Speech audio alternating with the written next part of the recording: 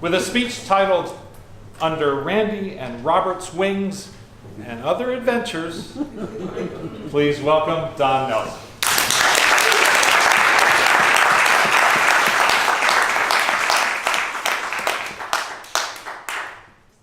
Thank you, Mr.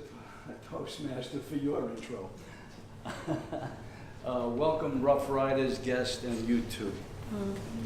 I love you too. I'm going to say it at the beginning and the end.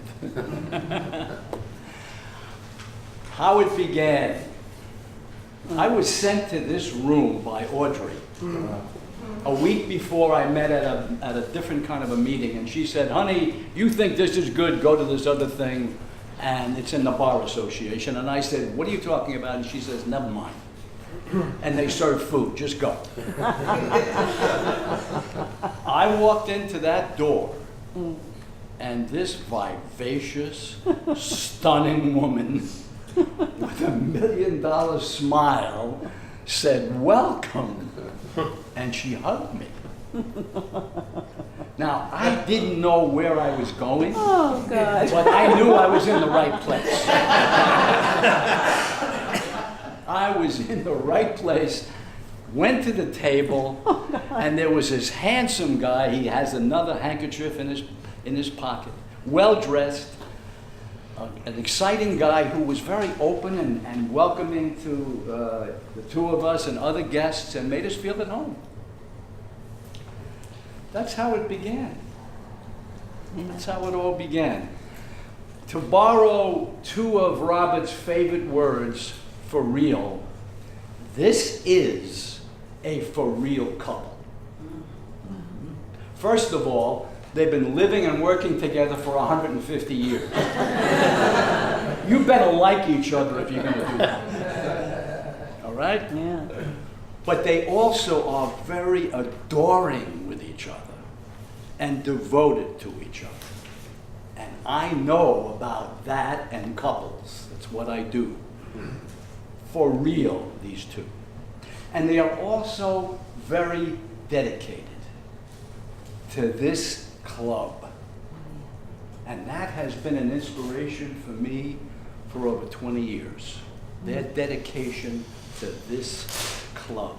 And we just heard a speech about their love, their caring, their generosity. You don't have to ask them. They come up to you and they tell you what happened, what you could do. This is in your DNA. You can't help yourself. Just like Robert can't help himself when he says, whoa, as we already heard. Rande is a very precise person. She's very interested in standards. For example, if someone is up here in a meeting and they refer to this as the podium, you will hear a voice say, no, it's a lectern. This is true.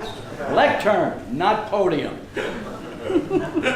In fact, today, when I came in, and I haven't seen you in a long time, I came up, gave her a kiss, and said hello. She said, oh, not only are you wearing a tie, you're wearing a white shirt for a change.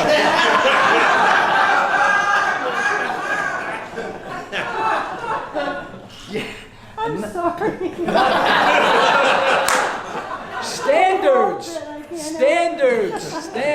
And I have internalized it because I feel like one of the people who are the keepers of the flame of this place.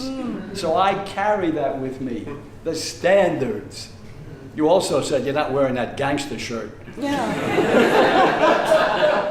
But I'm a Don. I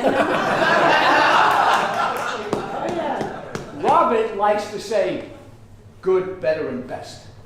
Good, better, and best. Right? Good, better, and best. It's good. Well, we can make it better so it can become best. Good, better, and best. A lot of people might not know this, but Robert is actually an unofficial, many families have historians. Robert is in many ways an unofficial historian of this club. He keeps track of the people who used to be here, whether they get sick, whether they die, birthdays, anniversaries. You sent out a notice, Jerry, August 5 years, right? Went by in the New York Minute. Yeah, That kind of thing. I really appreciate that. That's a very special thing. And it makes me feel like I'm part of a family with a history that continues on and on. Really, really love that. Now, there's a saying about you can grow and evolve on the shoulder of giants. But how often do you get a chance to stand on two sets of shoulders? I asked Randy to be my mentor when I came to this club. I knew I was going to get him too.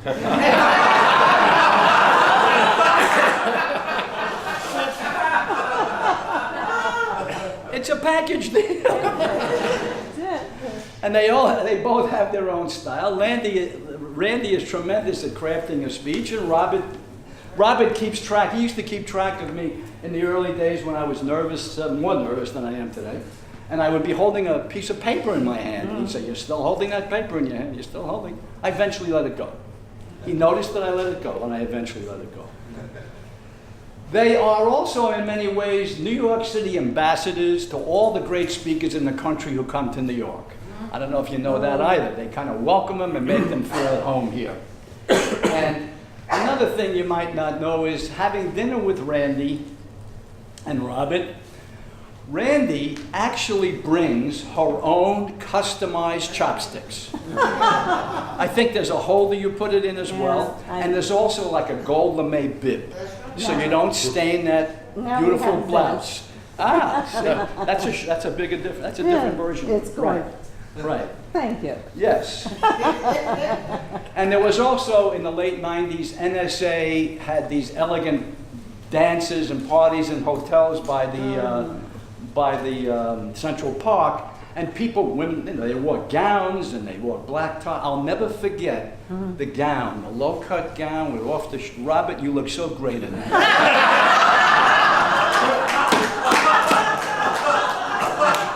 I had to do it. I had to do it.